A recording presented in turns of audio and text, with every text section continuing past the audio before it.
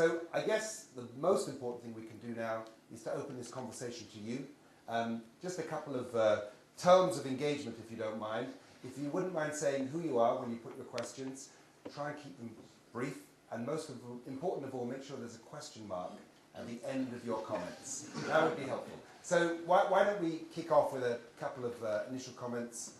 Maybe gentleman at the back, and anyone else who's got around, gentleman next to him, and yes, sir. So we'll take three at a time. It's Jonathan Morgan from Hypertag. We're a technology company based in Cambridge, and my question is about funding for innovation in the UK. We were fortunate enough last summer to win a grant from the Technology Strategy Board, which we're very pleased about because our technology was viewed to be strategically important to the UK. But this grant is paid in arrears. So we won the grant in August. Since then, we've been trying to get the cash flow from the banks to pay for the development that the grant will cover. And of course, it's a terrible time to raise money from banks. So my question to the panel is, what's the point in having these schemes without some kind of cash flow arrangement alongside? Because it would make it 10 times easier for the companies, and I can't believe it would add much marginal cost to the government. Okay. So it's a question about the types of capital which are available. Next gentleman, I think, was right next door, and then we'll come in here to the front. Excellent. Yes, my name's Philip Oliver. I'm from Blitz Game Studios, and we make video games. What I found is that everybody talks on government levels about wanting to engage with students, get them interested in science and maths, and becoming engineers and scientists of the future, and certainly video games should be used in that way. But what I found is that the government talks about wanting to have industry talk to education, and yet industry at the moment, especially in the current economic climate, actually has very tight margins, if not is losing money. So every time we do any outreach into education to talk to students, to encourage them, to enthuse them, it's actually off our bottom lines which we don't have at the moment. What I would like, and I've spoken to a couple of MPs about this, is the idea that you have something like an education tax break, a bit like the R&D tax credit system, so that actually, if you are a company in industry, commercial organisation, giving advice, going into universities, having students inside your company, showing them and inspiring them why they should become the scientists and the technologists of the future, that shouldn't be costing 100% to the company, it should be supported by the government. Thank you. Thank you. Final question.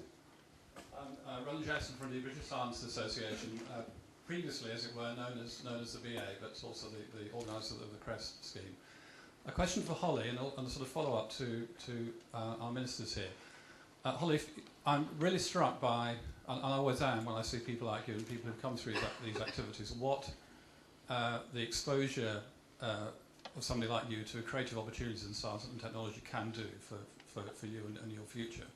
So if you were the Secretary of State for Education, what could you envisage doing systemically that might embed that sort of activity in schools, because it isn't there currently? And a sort of corollary for the ministers here, because there is a missing department in this room in a sense, which is DCSF. I'm interested in your thoughts on how these sorts of practically based approaches might be being encouraged from your department in schools as well as in colleges and universities. Great. Paul Drayson, a question from Jonathan at the back.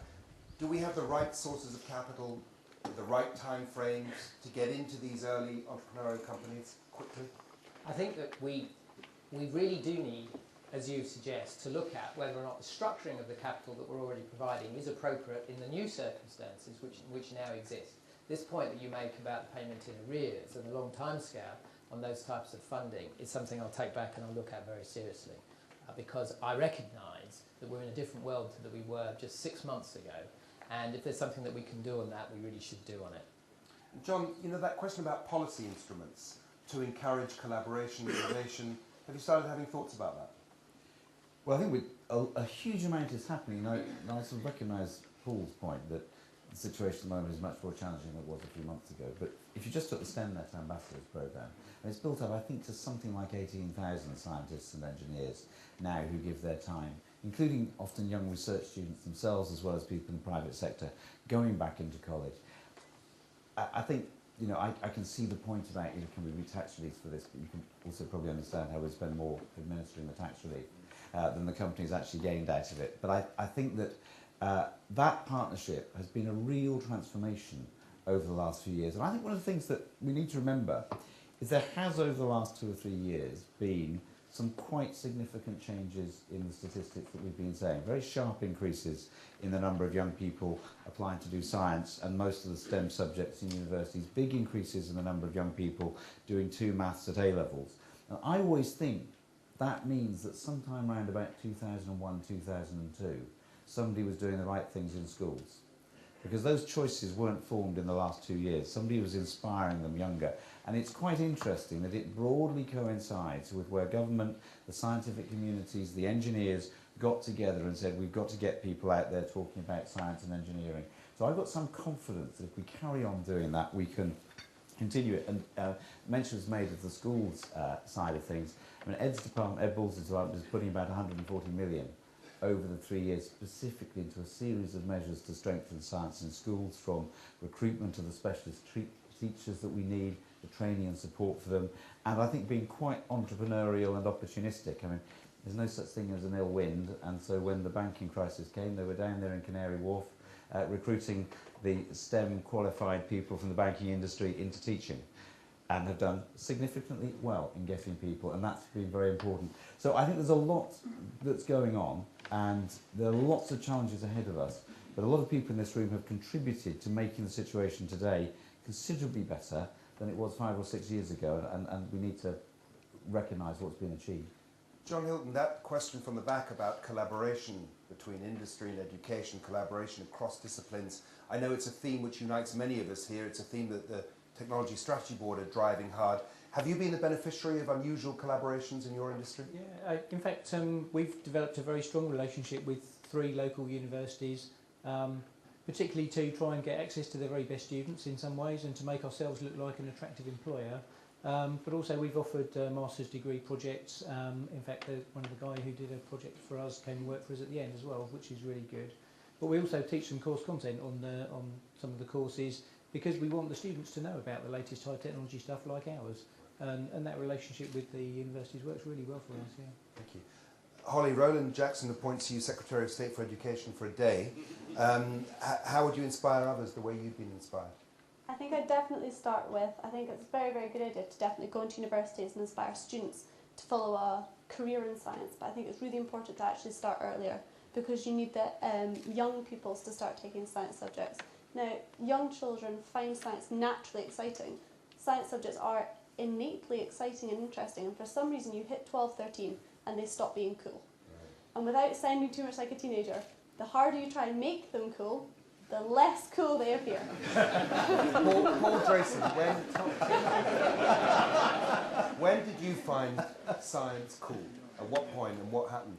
Oh, I remember it exactly. I was taken to Brands Hatch by my dad to watch the British Grand Prix. I was aged 8, and from then on I was hooked on cars. And for me, it was the science and engineering of things that went fast that got me interested in science, and that stayed with me my whole life. I think that I also had an opportunity to be allowed to play with engineering stuff, when I was a teenager. And it's that sense of control over your own life that you get. There's nothing like, if you can strip a moped engine, put it back together again and ride it to school, right? It really gives you a sense of growing up. And the more we give, I think, young people the sense of the excitement of science, to discover and to explore, the more we can keep them hooked through those. I've just got 5 kids who are about to go into the teenage years, so I'm listening very carefully. Getting ready.